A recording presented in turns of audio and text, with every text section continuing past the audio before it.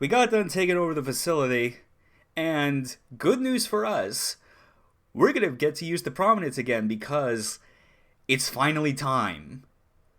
Those goodies we were promised all the way back in Mission 5 but were stolen.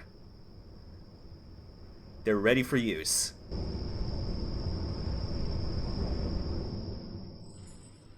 Currently, we are reconfiguring the operating system. At the same time, the repair work on the railgun mount is being done, sir. How's the progress? We expect all the work to be done by the next operation on Shinfeng Chen, and we estimate approximately 30% of all the Special Panzer Division to be ready by then, sir. The railgun's effect on the balancer was quite an issue. However, we managed to reduce that effect to less than 20%. Quite an improvement, if you ask me, sir. The numbers shouldn't be much of an issue for an experienced pilot. There's always strings attached.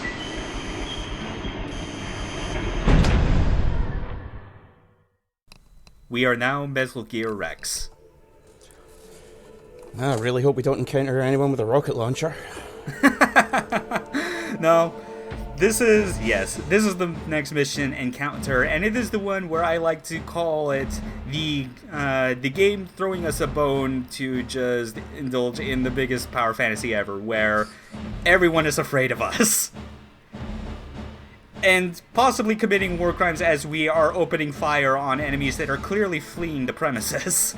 Well, you've already used the flamethrower on standard troops in the previous stage, so, you know, in for the penny, in for the pound. Yeah. So we're back to the Prominence, and we gotta change out our loadout because we gotta make room for two new things. Not just the railgun. Obviously that's the big one. But the other thing that was mentioned before, all the way back, like in the Mission 5 briefing and wasn't ready yet, was the additional armor. See that optional armor at the bottom of like the loadout screen? That right there is a feature that, weirdly enough, I feel is almost half-baked in a way because it only really is available just for this unit. Like, no other unit gets an optional armor function, it is just the Prominence.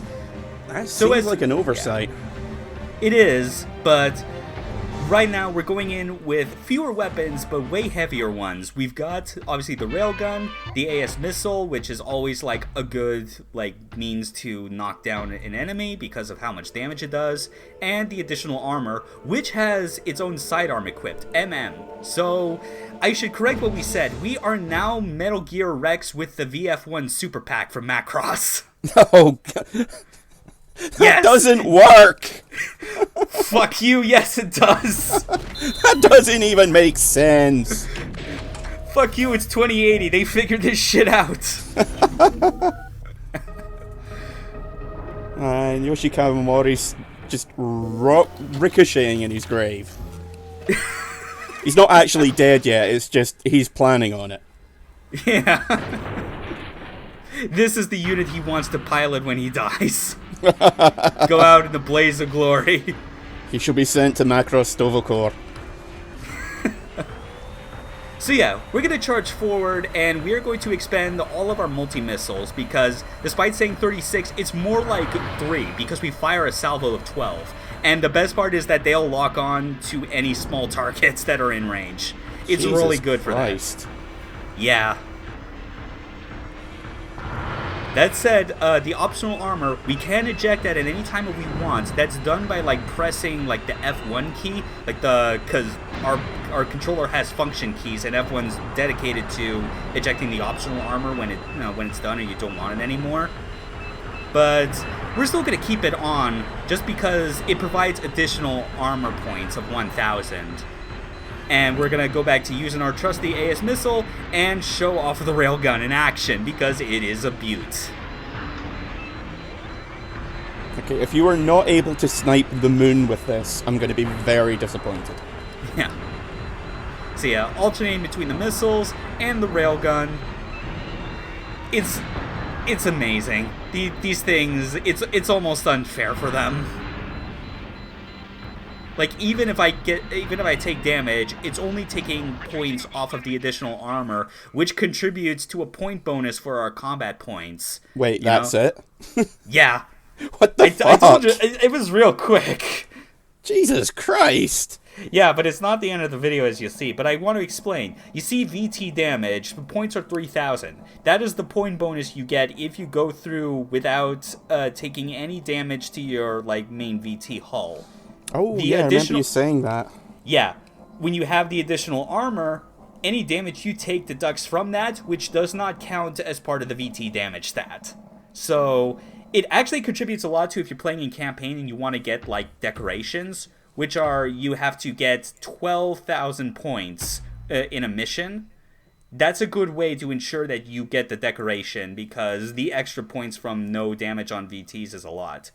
So to make extra time now, I'm going to show you the replay viewer, and this is actually how I was able to make all these fancy thumbnails. Get all these shots that aren't just the cockpit, you know? Get to see the massacre from a different angle. Oh, well, that's a very nice bonus. Well, technically, I guess they're still angles, but they're not really like angles that would allow us to see our VT from third person. It just allows us to see things without like the big bulky cockpit in front of everything. Like with this, you can like turn off like the map. You can change to like an overhead or ground view.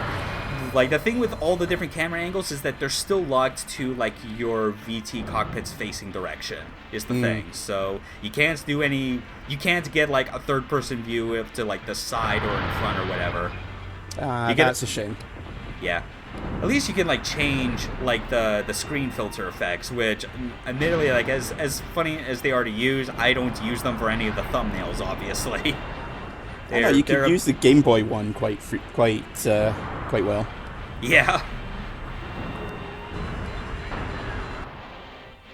Yeah, it's a very nice feature.